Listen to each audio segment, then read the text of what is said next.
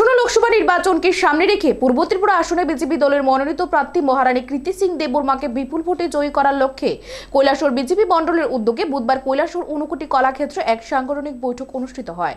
এই দিনের এই সাংগঠনিক বৈঠকে উপস্থিত ছিলেন কৈলাসহর চণ্ডীপুর বিধানসভা কেন্দ্রের বিধায়ক তথা রাজ্য সরকারের মন্ত্রী টিঙ্কু রায়, মন্ত্রী শুক্লাচরণ ওয়াপিয়া, রাজ্য ওয়াকফ বোর্ডের চেয়ারম্যান মোবসর আলী, বিজেপি দলের অন্যান্য নেতা সুবুল ভৌমিক থেকে শুরু করে বিজেপি দলের অন্যান্য নেতৃত্বরা এই দিনের এই সাংগঠনিক বৈঠকে উপস্থিত ছিলেন।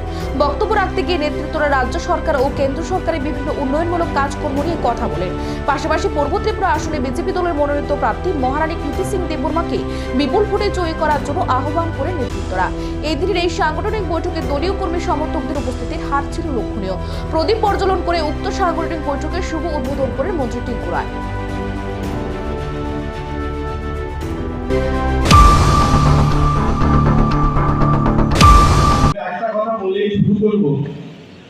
মাননীয় সুবল ভৌমিক মহোদয় বলেছেন মহাভারতের একটা কথা, আমি রামায়ণের একটা কথা।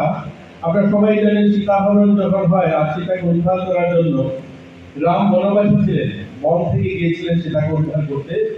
তো ওনার পায়ে ছিল খড়ম এবং তিনি রাজা হলেও যেহেতু বনবাসী ওনার হাতে তেমন কোনো অস্ত্রশস্ত্র কিছু ছিল না, কিন্তু রাবণ ছিল তার রাজ অভিষেক, সেখানে অস্ত্রশস্ত্র যা তখনকার সময় যুদ্ধের জন্য যে সমস্ত সামগ্রী থাকার কথা সমস্ত কিছু আছে।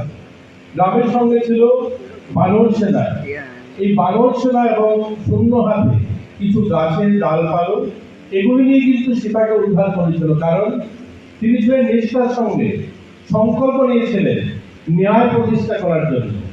আজ যারা এই হলে সংখ্যায় কম হতে পারে, অনেকেই উঠে চলে গেছে, আমাদের লড়াইটাও ন্যায়ের জন্য। কৈলাসহর হাজারো